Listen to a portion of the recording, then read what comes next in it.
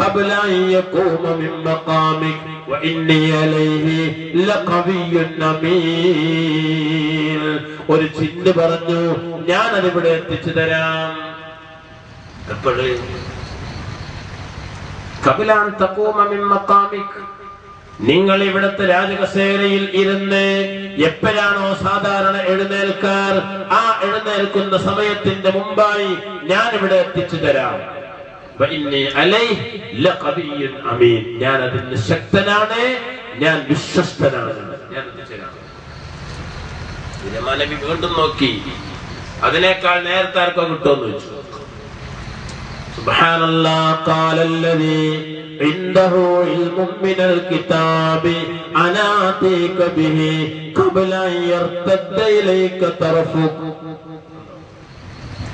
ആ കൂട്ടത്തിൽ ഒരു മനുഷ്യൻ പറഞ്ഞു, ജിന്നല്ല, ജിന്നിന്റെ അതൊന്നും നമ്മളിപ്പോ കൊണ്ട് പറയുന്നില്ല, ജിന്നൊന്നും ഇപ്പൊ നമ്മൾ വിശദീകരിക്കുന്നില്ല, അതൊക്കെ പിന്നെ പറയാം. ആ കൂട്ടത്തിൽ ഒരു മനുഷ്യൻ പറഞ്ഞു, തഫ്സീറിന്റെ കിതാബുകളിൽ പറയുന്നത് ആസഫ് ബിൻ ബർഖിയ എന്ന് പറഞ്ഞ ഒരു വലിയായിരുന്നു അത്. ഒരാൾ പറഞ്ഞു, എന്തേ അദ്ദേഹത്തിന്റെ പ്രത്യേകത? ഇന്നഹു ഇൽമുൻ മിനൽ കിതാബ്, അദ്ദേഹത്തിന് വലിയ വിവരമുണ്ടായിരുന്നു. ഒരഭിപ്രായം, അല്ലാഹുവിന്റെ മഹത്തായ ഇസ്മുൽ അഅ്ലമിനെ കുറിച്ച് അറിയാമായിരുന്നു. അദ്ദേഹം പറഞ്ഞു, അനാതീക ബിഹി ഖബ്ല അൻ യർതദ്ദ ഇലൈക തർഫുക.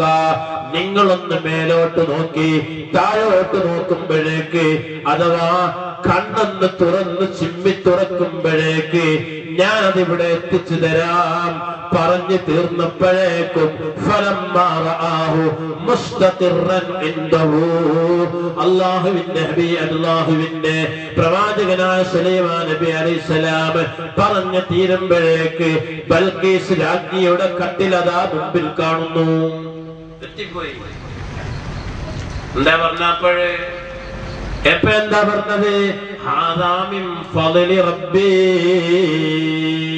ഇത് അള്ളാഹുവിന്റെ ഔദാര്യമാണ്. നമുക്ക് ആദ്യം അള്ളാഹോട് ചപ്പരയോ, നാളെ ആദ്യം അള്ളാഹോട് പറഞ്ഞപ്പോരയോ. ഇവിടെ സദസ്സിലുള്ളവരോട് ചോദിച്ചു, ഇഫ്രീത്ത് പറഞ്ഞു ഞാൻ കൊണ്ടുവരെ പോരാ. ഒരു മനുഷ്യൻ പറഞ്ഞു ഞാൻ എത്രയും പെട്ടെന്ന് എത്തിച്ച്, അപ്പോഴേക്കെത്തി. എന്തേ പറഞ്ഞത്? ഇത് റബ്ബിന്റെ ഫضലാണ്.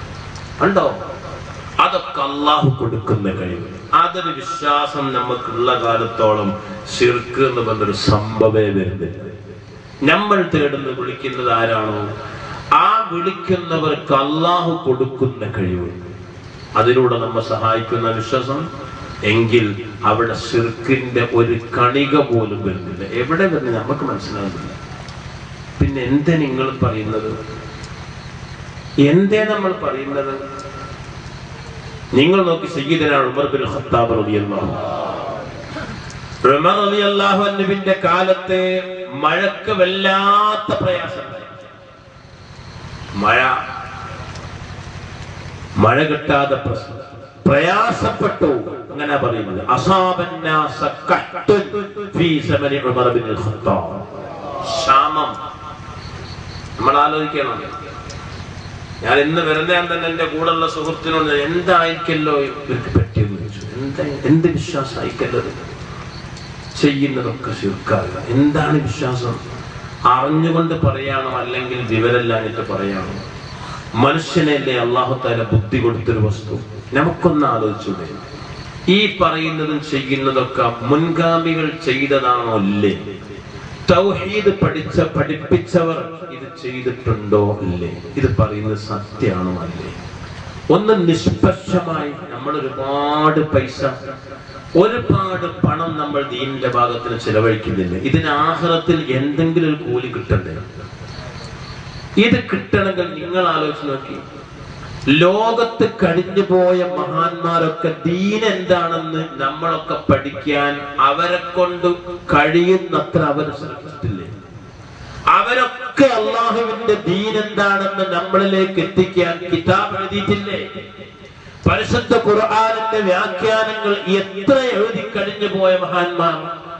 ഹബീബായ റസൂലുള്ളാഹിന്റെ ഹദീസുകൾ വ്യാഖ്യാനിച്ച ലോകത്ത് കഴിഞ്ഞു പോയ എത്ര മഹാന്മാർ നിങ്ങൾ ആലോചിച്ചു. നിങ്ങൾ സംഭവം നോക്കി. ഞാൻ ഈ പറയുന്ന സംഭവം ഉമറിന്റെ കാലത്ത് നടന്നൊരു സംഭവം. വളരെ ക്ഷാമം പിടിപെട്ടു. ആരോ ആട്ടെ, സഹാബിയാണോ അല്ലേ തർക്കണ്ട്. സഹാബിയാണെന്ന് ഫത്ഹുൽ ബാരിയിലൊക്കെ മഹാനായ ഇബ്നു ഹജർ അൽ അസ്ഖലാനി മറ്റു ചില മഹാന്മാരെ ഉദ്ധരിച്ചുകൊണ്ട് പറയും. പോയത് ആയിക്കോട്ടെ, സഹാബി അല്ലെങ്കിൽ താബിഈയാണെന്ന് ഉറപ്പല്ലേ, കാരണം സഹാബത്തിന്റെ കാലത്തല്ലേ. ഖൈറുൽ ഖുറൂനി ഖർനി സുമ്മ അല്ലദീന യലൂനഹും എന്ന് പറഞ്ഞ 2-ാം നൂറ്റാണ്ടുകാരല്ലേ. പോയി ഒരു മനുഷ്യൻ എവിടെ ചെന്നു? ഇലാ ഖബരിൻ നബി സല്ലല്ലാഹു അലൈഹി വസല്ലം. നബി തങ്ങളെ ഖബറിന്റെ അടുത്ത് പോയി. നമ്മൾ മാലിക് ദിനാർ ഖബറിന്റെ അടുത്ത് പോണ്, സിയാറത്തിന് പോണ്, എന്നിട്ട് അവരെ തവസ്സുലാക്കിക്കൊണ്ട് ദുആ ചെയ്യുന്നു അല്ലേ? ഇവിടെയും ഉമർ ഭർത്താവിന്റെ കാലത്ത് മഴ കിട്ടാതെ പ്രയാസപ്പെട്ടപ്പോഴ് ഒരു മനുഷ്യൻ എന്ന് പറഞ്ഞു. ആ മനുഷ്യന്റെ പേരൊക്കെ പറയുന്നുണ്ട്. വഖാല സൈഫുൻ ഫിൽ ഫുതൂർ, അത് ബിലാൽ ഇബ്നുൽ ഹാരിസുൽ മുസ്നി, അഹദുസ് സ്വഹാബ, സ്വഹാബികളിൽപ്പെട്ട ഒരു വ്യക്തിയായിരുന്നു എന്ന് പറയുന്ന പണ്ഡിതന്മാരുണ്ട്. കുട്ടികൾ അയാൾ പോയി. എവിടെ ചെന്നു? റസൂലുള്ളാഹിന്റെ ഖബറിൽ. എന്താ അവിടെ പോയാൽ കിട്ടുക? നബി തങ്ങൾ വഫാത്തായി പോയിട്ട് വർഷങ്ങളായില്ലേ? അതിന്റെ ശേഷം സിദ്ദീഖ് തങ്ങൾ ഖിലാഫത്ത് നടത്തി വഫാത്തായില്ലേ? ഉമർ റളിയല്ലാഹു അൻഹു ഭരണം നടത്തുന്ന കാലമല്ലേ? ഖബറിലെത്തി ചെന്നു. എന്നിട്ട് പോയി ഫഖാൽ, എന്നിട്ട് ആ മനുഷ്യൻ ആ ഖബറിന്റെ അടുക്കൽ വെച്ച് കയ്യുയർത്തിയിട്ട് വിളിക്കുകയാണ്, യാ റസൂലല്ലാഹ് ഇസ്തസ്ഖി ലി ഉമ്മതിക ഫഇന്ന ഉമ്മതക ഖദ് ഹലകൂ. ഒരാൾ ചെയ്ത പണിയാണ്. യാ റസൂലല്ലാഹ്, ഫാത്തായി പോയ റസൂലുള്ളാഹിനെ ആ സഹാബി വിളിക്കുകയാണ്. ഇനി സഹാബി അല്ലാന്ന് വെക്ക, താബിഈ വിളിക്കുകയാണ്, അല്ലാഹുവിന്റെ പ്രവാചകരെ, ഇദീൻ ശൈഖേ, ബദരീങ്ങളെ. ബദരീങ്ങളിൽപ്പെട്ട ആളല്ലേ റസൂലുള്ളാഹ്? എന്തേ അദ്ദേഹത്തിന്റെ വിളിച്ചിട്ട് എന്താ പറഞ്ഞത്?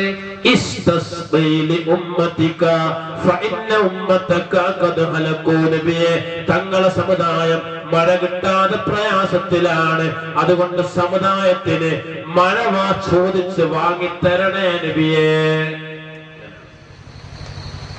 അല്ലാഹുവോട് നിങ്ങൾ ചോദിച്ച് വാങ്ങിത്തരണമെന്ന് മഴ. ആരോട്? മുഹമ്മദ് റസൂലുള്ളാഹി. സുബ്ഹാനല്ലാഹ്. ഏതായാലും അവിടുന്ന് അങ്ങോട്ട്, ഇതിപ്പം ഇതുവരെ നടന്ന ഇതവിടുന്ന് അങ്ങോട്ട് പറയുന്നതിനാണ് പ്രശ്നം. എന്താ പ്രശ്നം എന്നറിയോ?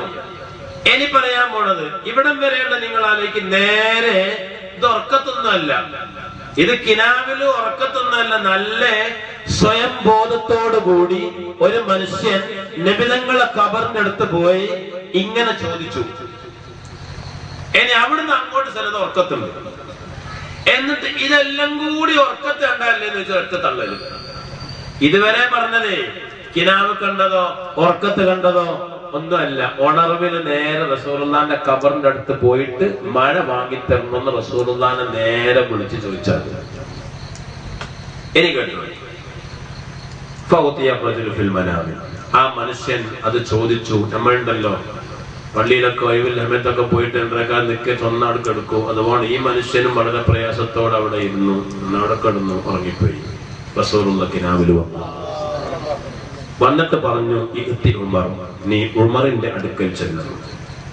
ഫഖറഉഹു മിന്നി അസ്സലാം, നീ എന്റെ സലാം പറയണം. ഫഅഖ്ബിർഹു ബിഅന്നഹും യുസ്ഖൗൻ, ഉമറിനോട് പറ മഴ എടുത്ത് വെയ്യുന്നു പറ, മഴ ഇപ്പൊ കിട്ടുമെന്ന് പറയും, പേടിക്കണ്ടെന്ന് പറയും. ആര്? റസൂലുള്ളാഹി സ്വപ്നത്തിൽ കണ്ട് പറഞ്ഞതാണ്. ഫഅത റജുൽ, ഈ മനുഷ്യൻ നേരെ ഉമർ ഇബ്നു ഖത്താബ് തങ്ങളുടെ അടുക്കൽ പോയി. ഫഅഖ്ബറ ഉമർ, ഉമറിനോട് കാര്യങ്ങളൊക്കെ പറഞ്ഞു. എന്താ പറഞ്ഞ? ഞാൻ മഴ കിട്ടാഞ്ഞിട്ട് റസൂലുള്ളാഹിന്റെ ഖബറിന്റെ അടുത്ത് പോയി, അവിടെ പോയി യാ റസൂലല്ലാഹ് ഇസ്തസ്ഖി ലി ഉമ്മതിക ചോദിച്ചു. എന്നിട്ട് ഞാൻ അവിടെ കിടന്നുറങ്ങിപ്പോയി. ഞാൻ റസൂലുള്ളാഹിനെ കിനാബിൽ കണ്ടു, റസൂലുള്ളാഹി നിങ്ങൾക്ക് സലാം പറഞ്ഞിട്ടുണ്ട്, അസ്സലാമു അലൈക്കും. ഭർത്താവ് സലാം അടക്കുന്നു, എന്നിട്ട് മഴ കിട്ടുമെന്ന് റസൂലുള്ളാഹി പറഞ്ഞിട്ടുണ്ട് എന്ന് പറഞ്ഞു. തൗഹീദ് പഠിപ്പിച്ച സയ്യിദനാ ഉമർ ബിൻ ഖത്താബ് തങ്ങൾ ഇതിൽ ശിർക്കിന്റെ ഒരംശം ഉണ്ടെങ്കിൽ അപ്പം വാളെടുക്കും. നിങ്ങൾക്ക് ഉറപ്പല്ലേ? ഉമറുള്ളാന്റെ സ്വഭാവം നിങ്ങൾക്ക് അറിഞ്ഞത്. ഇതിൽ ശിർക്കിന്റെ ഒരണു കൂടിയിട്ടുണ്ടെങ്കിൽ അപ്പം വാളെടുക്കും. എന്താണ് ഈ ചെയ്തത്? ശിർക്ക് ചെയ്താണ് ഇവിടെ വന്നത്, തൗഹീദിന്റെ കലിമ ചൊല്ലടാ എന്ന് പറയിപ്പിക്കും ഉമറുള്ളാഹി. സുബ്ഹാനല്ലാഹ്. ഈ സംഭവം നോക്കി നിങ്ങൾ. എന്നിട്ട് അത് ഫത്ഹുൽ ബാരി എന്ന് പറഞ്ഞ അൽ ഹാഫിൽ ഇബ്നു ഹജർ അൽ അസ്ഖലാനി തങ്ങൾ. നമ്മൾ ആലോചിക്കേണ്ട ചില വിഷയങ്ങൾ എന്താണെന്നറിയോ? അൽ ഹാഫിൽ എന്ന ഹദീസിന്റെ പണ്ഡിതന്മാരിൽ ഒരാൾക്ക് ഉപയോഗിക്കണമെങ്കിൽ പണ്ഡിതന്മാരെ അഭിപ്രായ പ്രകാരം ഏറ്റവും ചുരുങ്ങിയ 4 ലക്ഷം ഹദീസൊക്കെ മനഃപ്പാഠം ഉണ്ടാകണം. അൽ ഹാഫിൽ എന്ന വാക്ക് ചില പണ്ഡിതന്മാരുടെ അഭിപ്രായമാണ്. ഇബ്നു ഹജർ അൽ അസ്ഖലാനിക്ക് ഹദീസ് പണ്ഡിതന്മാർക്കിടയിലുള്ള വലിയ സ്ഥാനപ്പേരാണ് അൽ ഹാഫിൽ എന്നത്. ഇതിനർത്ഥം എന്താ? അത്രയും ഹദീസ് മനഃപ്പാടുള്ള മനുഷ്യനാണ്. ഞാൻ ചോദിക്കട്ടെ, ഇതിലൊക്കെ എന്തെങ്കിലും ഒരു ശിർക്കിന്റെ അംശം ഉണ്ടായിരുന്നെങ്കിൽ ഈ മഹാന്മാരൊക്കെ അവര് ദീൻ പഠിപ്പിക്കാൻ ഇവിടെ ഉപയോഗപ്പെടുത്തിയ കിതാബിലൊക്കെ എഴുതി വെക്കുമോ? നിങ്ങൾ അങ്ങനെ ഒന്ന് ആലോചിച്ച് നോക്കി. നമ്മളത് പോട്ടെ, നമ്മൾ വിവരമില്ലാത്ത വെക്കുമോ? നിങ്ങൾ അങ്ങനെ ഒന്ന് ആലോചിച്ച് നോക്കി. നമ്മളത് പോട്ടെ, നമ്മൾ വിവരമില്ലാത്ത ഈ വിവരമുള്ള ദീൻ പിൻഗാമികൾക്ക് പഠിപ്പിക്കണമെന്ന് പറഞ്ഞ് ഹബീബായ റസൂൽ സഹീഹുൽ ബുഖാരിയുടെ ലോകം അംഗീകരിച്ച ഏറ്റവും പ്രധാനപ്പെട്ട ഗ്രന്ഥമാണ് ഫത്ഹുൽ ബാരി. സഹീഹുൽ ബുഖാരി. സഹീഹുൽ ബുഖാരി എന്താ? സഹീഹുൽ ബുഖാരി എന്ന് പറഞ്ഞാൽ അസഹുൽ കുതുബി ബഅദ കിതാബില്ലാ. ഖുർആൻ കഴിഞ്ഞാൽ അടുത്ത സ്ഥാനമുള്ള കിതാബിന്റെ പേരാ സഹീഹുൽ ബുഖാരി. ആ സഹീഹുൽ ബുഖാരിയുടെ ലോകം അംഗീകരിച്ച വ്യാഖ്യാനമാണ് ഫത്ഹുൽ ബാരി. ആ ഫത്ഹുൽ ബാരിയിലാണ് ഈ സംഭവം ഉദ്ധരിക്കുന്നത്. അതിന്റെ 2ാം വാല്യം 495-ാമത്തെ പേജ് പരിശോധിച്ചോളി. ഇല്ലെങ്കിൽ അടുത്ത ക്ലാസ്സിൽ ഞാൻ വരും. ഞാൻ ഈ ക്ലാസ് എടുത്ത് കഴിഞ്ഞിട്ട് ഇവിടുന്ന് ഒളിച്ചോടി പോകുന്നല്ല, അടുത്ത ക്ലാസ് ഉണ്ട്. ഇൻഷാ അല്ലാഹ്.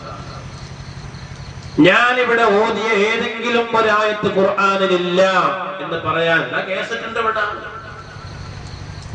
ഏതെങ്കിലും ഒരു ഹദീസ് നിങ്ങൾ ആ പറഞ്ഞ സ്ഥലത്തില്ല എന്ന് പറഞ്ഞാൽ ഇൻഷാ അല്ലാഹ് അടുത്തൊരു കിതാബ് പോയിട്ട് വരും. ഇത് വെറുതെ പറയാൻ. നിങ്ങളെല്ലാവരും സുന്നിയായാൽ എനിക്കൊന്നും കിട്ടാനില്ല. നമ്മളൊക്കെ ആഖിറത്തിന്റെ വിജയത്തിന് ജീവിക്കുന്നവരാണ്. അങ്ങനെ ജീവിച്ചു പോയവര് ആ മഹാന്മാർ. ഈ മഹാന്മാരൊന്നും ഇതിലൊക്കെ ശിർക്കിന്റെ ലെവൽ ഒരംശമുണ്ടെങ്കിൽ ഇവരൊന്നും കിതാബിൽ എഴുതൂല എന്നുറപ്പാണ്. എന്താ ഇവരൊക്കെ പഠിപ്പിക്കുന്നത്? ഇത് ഫത്ഹുൽ ബാരിയിൽ മാത്രമല്ല, ഇത് ഇബ്നു കസീർ അൽ ബിദായത്ത് വൻ നിഹായ എന്ന് പറഞ്ഞ മഹത്തായ ഗ്രന്ഥത്തിന്റെ 7ാം വാല്യം 91-ാമത്തെ പേജ്. ആരാ ഇബ്നു കസീർ? ഇബ്നു തൈമിയ്യയുടെ ശിഷ്യൻ. ഇബ്നു തൈമിയ്യ ആരാ? ഇബ്നു തൈമിയ്യനെ അറിയോ? ഞാനത് ഇപ്പം പറയുന്നില്ല, കാരണം ആരെയും കുറ്റപ്പെടുത്തലൊന്നല്ല.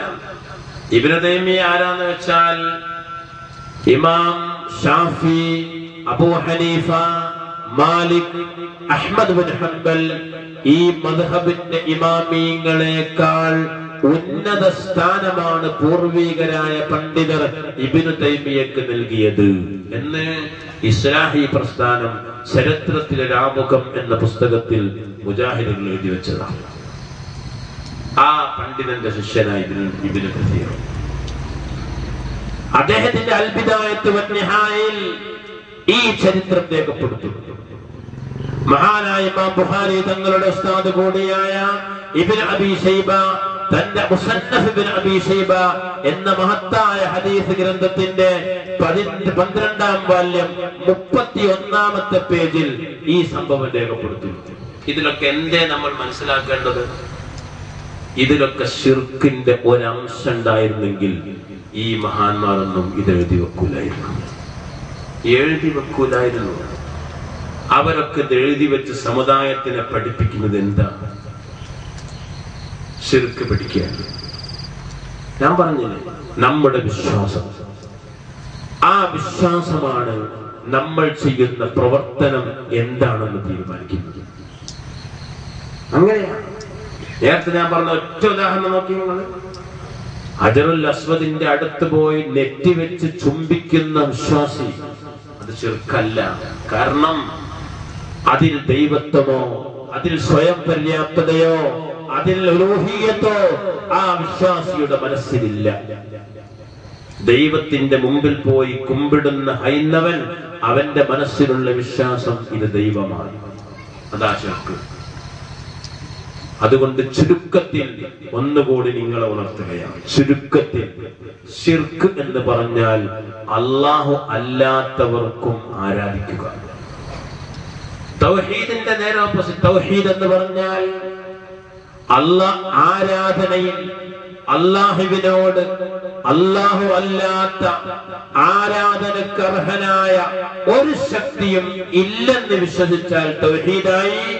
അല്ലാഹുവിനെ കൂടാതെ ആരാധനക്ക് അർഹനായ മറ്റ് ശക്തികൾ ഉണ്ടെന്ന് വിശ്വസിച്ചാൽ അത് ശിർക്കായി. ഇനി നിങ്ങൾക്ക് തൗഹീദും ശിർക്കുമായിട്ട് ഇതിൽ ബന്ധപ്പെട്ട എന്ത് ചോദ്യം അങ്ങനെ ചോദിക്കാമെന്ന് ചോദിച്ചോളൂ.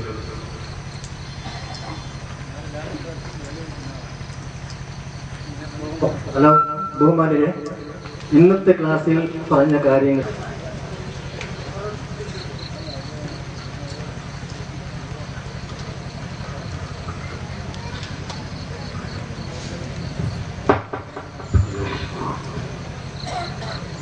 അസ്സലാമു അലൈക്കും വറഹ്മത്തുള്ളാഹി. ബഹുമാന്യനായ ഉസ്താദ്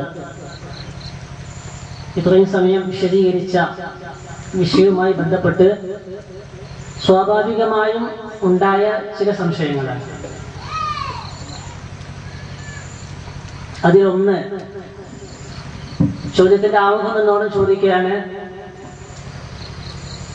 മരിച്ചുപോയ മഹാന്മാരോട് അല്ലാഹു സുബ്ഹാനഹു വ തആലയോട് ചോദിക്കുന്ന ഏത് കാര്യങ്ങളും ഏത് ചോദ്യങ്ങളും ചോദിക്കൽ അനുവദനീയമാണോ? അതിന്റെ വിധി എന്താണ്?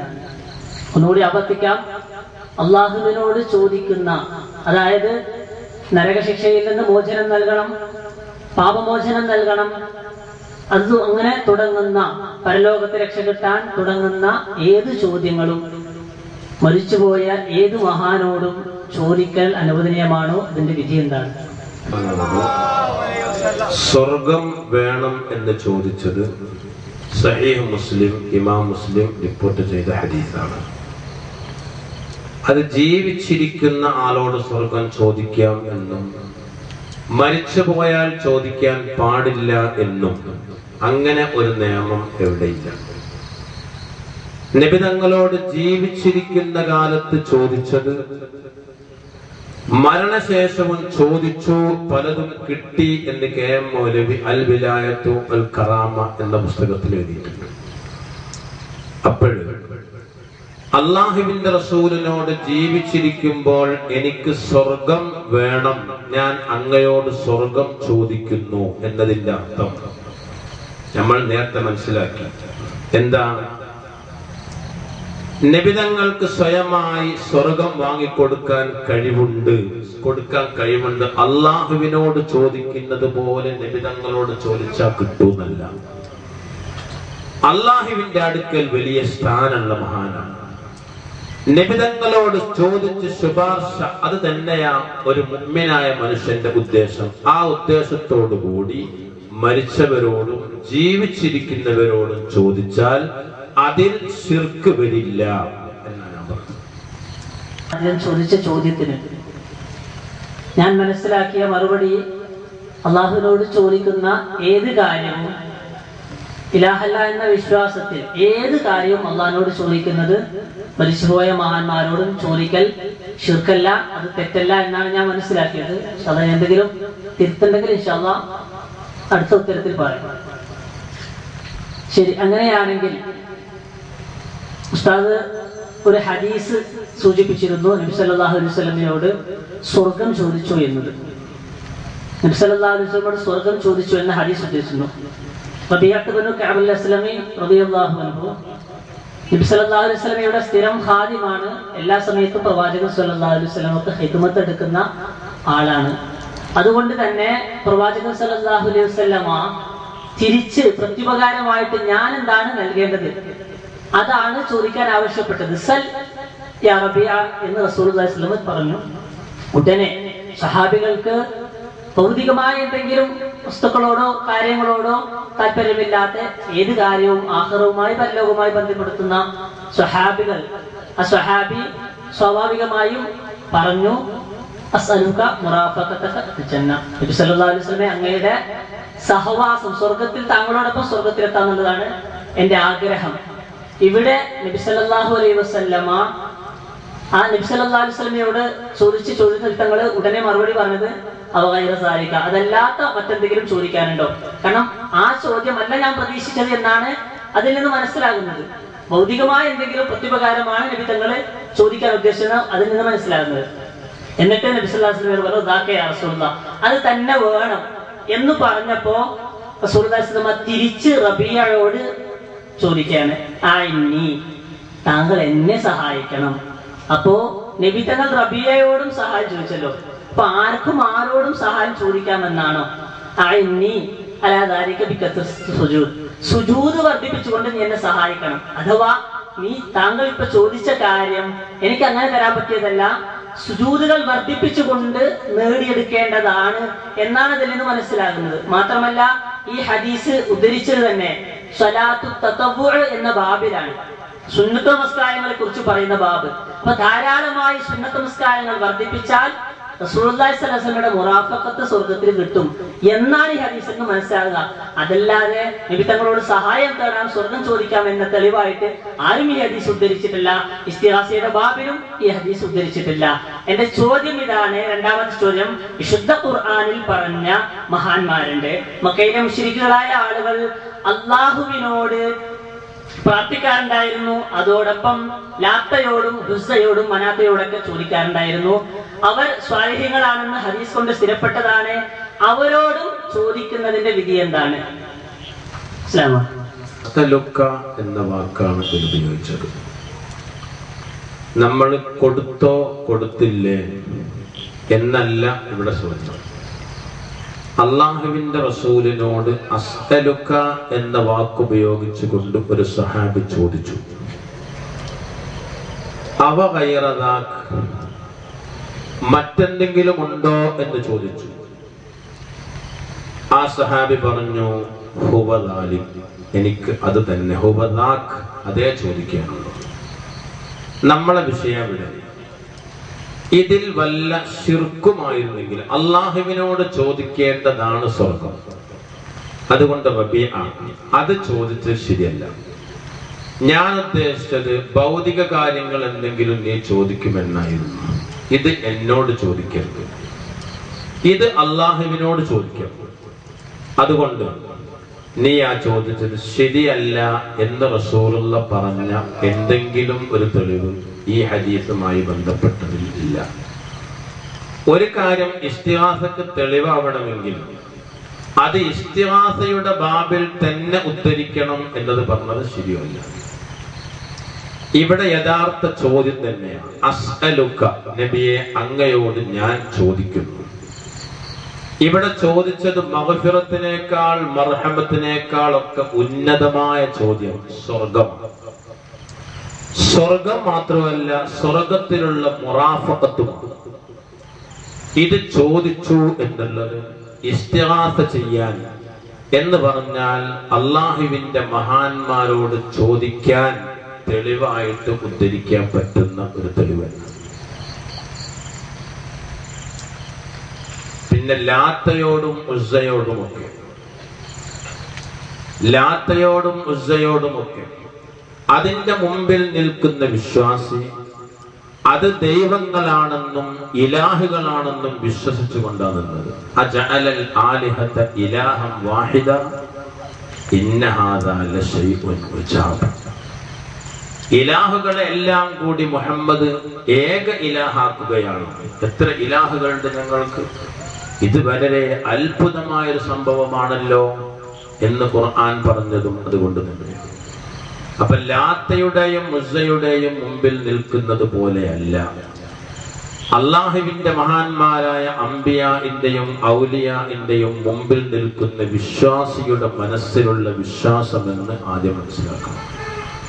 ചുരുക്കത്തിൽ സുന്നത്ത് ജമാഅത്തിന്റെ ആളുകളിൽ അല്ലാഹു അല്ലാത്ത ഇബാദത്തിന് അർഹരായ ഒരു ശക്തിയും ലോകത്തില്ല എന്നും ഇബാദത്തിന് അർഹനായി അല്ലാഹു മാത്രമേ ലോകത്തുള്ളൂ എന്നും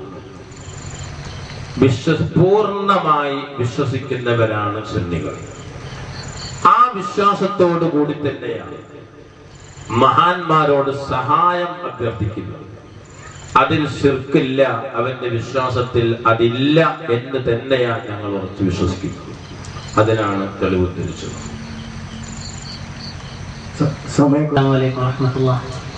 എന്റെ രണ്ടാമത്തെ ചോദ്യം ഇതായിരുന്നു.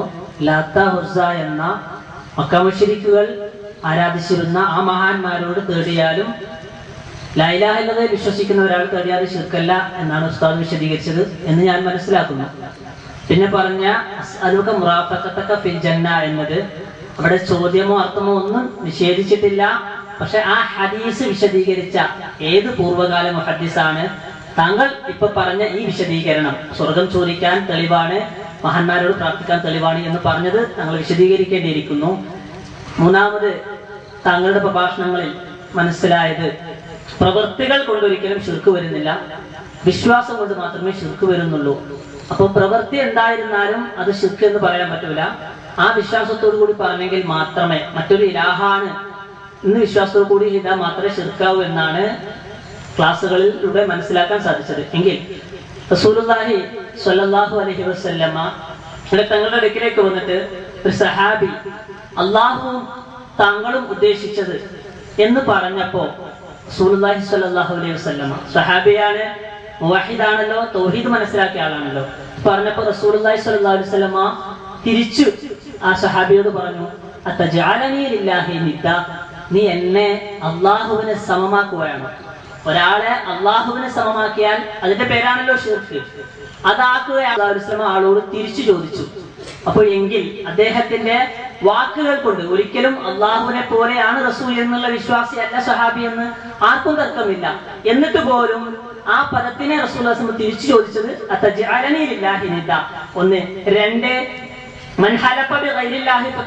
ആരെങ്കിലും അള്ളാഹു അല്ലാത്തവരുടെ പേരിൽ സത്യം ചെയ്താൽ അവൻ ശിർക്ക് ചെയ്തു. അവിടെ അള്ളാഹു അല്ലാത്തവരോട് പേരിൽ സത്യം ചെയ്യുമ്പോ അയാള് മറ്റൊരു അള്ളാഹു ആണ് എന്ന് വിശ്വസിക്കണം എന്ന് ഹദീസിലില്ല, മുഹദ്ദിസുകൾ ആരും പറഞ്ഞിട്ടില്ല. മൂന്നാമത്തെ വിഷയം, റസൂലുള്ളാഹി സ്വല്ലല്ലാഹു അലൈഹി വസല്ലമയുടെ അടുക്കലേക്ക് വന്നിട്ട് ഒരു സഹാബി യുദ്ധത്തിന് പുറപ്പെടാൻ നേരത്ത് പിന്നെ നബി തങ്ങളോട് ആവശ്യപ്പെട്ടു, ഞങ്ങൾ മുശ്രിക്കുകളെ ബർക്കത്തെടുക്കാൻ വേണ്ടി ഒരു വൃക്ഷം ഉപയോഗിക്കാറുണ്ട്, വാള് തൂക്കാൻ വേണ്ടി, അതുപോലെ ഞങ്ങൾക്കും ഒരു വൃക്ഷത്തെ ഏർപ്പാടാക്കി തരണം എന്ന് പറഞ്ഞപ്പോ നബി സല്ലല്ലാഹു അലൈഹി വസല്ലമ ആ സഹാബിയോട് പറഞ്ഞത്, മൂസാ നബിയുടെ സമുദായം മൂസാ നബിയോട് ചോദിച്ചൊരു ചോദ്യമുണ്ട്, അവർക്ക് കുറെ ഇലാഹുകൾ ഉള്ളതുപോലെ ഞങ്ങൾക്കും കുറെ ഇലാഹുകൾ വേണം എന്ന ചോദ്യം, അത് ചോദിച്ചത് പോലുള്ള ചോദ്യമാണോ നീ എന്നോട് ചോദിക്കുന്നത് എന്ന് റസൂലുള്ളാഹി സ്വല്ലല്ലാഹു അലൈഹി വസല്ലം തിരിച്ചു ചോദിച്ചു. ഇതിൽ നിന്നൊക്കെ മനസ്സിലാകുന്നത് അള്ളാഹുവിൽ ദൃഢമായി വിശ്വസിക്കുന്ന ഏകനാണ് അള്ളാഹു, എല്ലാത്തിലും അള്ളാഹു ഒരുവനാണ് എന്ന് വിശ്വസിക്കുന്ന ആളുകളുടെ വാക്കിലും പ്രവൃത്തിയിലും ശിർക്ക് വരാമെന്ന് തന്നെയാണ് ഈ മൂന്ന് സംഭവങ്ങളിൽ നിന്നും ഹദീസുകളിൽ നിന്നും മനസ്സിലാക്കാൻ സാധിക്കുന്നത്. ഉസ്താദിന്റെ വിശദീകരണം പ്രതീക്ഷിക്കുന്നു. മുശ്രിക്കീങ്ങളിലുള്ള പല വിശ്വാസങ്ങളും സഫ മർവയെ കുറിച്ചൊക്കെ ഖുർആൻ പറഞ്ഞു, സഫാ വൽ മർവ മിൻ ശഅഇരില്ലാഹ് ഫമൻ ഹജ്ജൽ ബൈത അവ ഇഅ്തമറ ഫലാ ജുനാഹ അലൈഹി അൻ യതവഫ ബിഹിമാ വമൻ തതവ്വ ഖൈറ എന്ന് തുടങ്ങുന്ന ആയത്ത്. സഫാ മർവയുടെ മുകളിൽ ബിംബങ്ങൾ ഉണ്ടായിരുന്നു. ഇസ്ലാമിലേക്ക് അവർ വന്നപ്പോൾ സഫാ മർവക്കിടയിലൂടെ അവർ നടക്കുമ്പോൾ ഈ ബിംബങ്ങൾക്കുള്ള ആരാധനയാണോ എന്നൊന്നും തോന്നിപ്പോവണ്ട. ലാ ജുനാഹ അലൈഹി അൻ യതവഫ ബിഹിമാ. അവിടെ നിങ്ങൾ അങ്ങോട്ടും ഇങ്ങോട്ടും നടക്കുന്നതിൽ കുറ്റമില്ല എന്ന് പരിശുദ്ധ ഖുർആൻ പറഞ്ഞു. ഇതൊക്കെ വിശദീകരിക്കുന്നിടത്ത് ജാഹിലിയ കാലത്ത് അവർ ഇസ്ലാമിലേക്ക് വന്നപ്പോൾ അവരുടെ ഇന്നകംറുൻ ഫീക ജാഹിലിയത്തുൻ എന്നൊക്കെ പറഞ്ഞതുപോലെ ചില ജാഹിലിയ വിശ്വാസങ്ങളിൽ അവർ വിശ്വാസം നികത്താൻ റസൂലുള്ളാഹി പലതും പഠിപ്പിച്ചിട്ടുണ്ട്. ആ വിഭാഗങ്ങളിലൊക്കെ പെട്ടു. അല്ലാതെ അത് ശിർക്കായിരുന്നെങ്കിൽ റസൂലുള്ളാഹി അവരോട് എന്ത് പറയേണ്ടിയിരുന്നു? ശിർക്ക് ചെയ്താൽ ഉറപ്പല്ലേ അവൻ ഇസ്ലാമിൽ നിന്ന് പുറത്തായി. ഇസ്ലാമിൽ നിന്ന് പുറത്തായ ഒരാൾ ഇസ്ലാമിലേക്ക് തിരിച്ചു വരണമെങ്കിൽ ഉറപ്പല്ലേ ഷഹാദത്ത് കലിമ ചൊല്ലണമെന്ന്? ഈ സഹാബത്ത് നിങ്ങൾ പറഞ്ഞ 2 ചോദ്യത്തിലും ഈ സഹാബിയെ കൊണ്ട് റസൂലുള്ളാഹി കലിമത്തു ഷഹാദത്ത് ചൊല്ലിപ്പിച്ചോ ഇല്ലേ? എന്തുകൊണ്ട് ചൊല്ലിപ്പിച്ചില്ല? അതവർക്കൊരു പഠനമായിരുന്നു. അവരതുകൊണ്ട് മുശ്രിക്കായി പോയിട്ടില്ല. അതിൽ അള്ളാഹുവിലേക്ക് നിത്തുണ്ടാക്കി എന്നല്ല, അവർക്ക് ആ വിശ്വാസം ഉണ്ടാവാതിരിക്കാൻ റസൂലുള്ളാഹി പഠിപ്പിച്ചു. നിത്ത് ഉണ്ടാക്കിയിട്ടുണ്ടെങ്കിൽ ഷഹാദത്ത് കലിമ ചൊല്ലണ്ടേ ഇസ്ലാമിലേക്ക് വരാൻ? അതല്ലേ തൗഹീദ് പഠിപ്പിക്കുന്ന ആള് പഠിപ്പിക്കേണ്ടത്? നമ്മളെയും ചോദ്യം അതാണ്. സമയം 9:30 അടുത്ത ക്ലാസ് ഉസ്താദിനൊന്ന് ചോദിക്കാനുള്ളത്. സലഫിയല്ല, സുന്നിയാണ്. നേരത്തെ ഉസ്താദ് പറഞ്ഞ് സലഫീസത്തിലേക്ക് പോയാൽ, സലഫി എന്നുള്ള പദം ഉപയോഗിച്ചിട്ടില്ലെങ്കിലും ഈ സുന്നീസത്തിൽ നിന്ന് അങ്ങോട്ട് പോയാൽ ഷഹാദത്ത് കലിമ പറയണമെന്നും അതുപോലെ തന്നെ ആ സുന്നിയായ പിതാക്കളുടെ അവകാശം അവർക്ക് മരിച്ചാൽ കിട്ടൂല, എടുക്കാൻ പാടില്ല എന്നൊക്കെ. ഇപ്പോൾ അവർ ഈ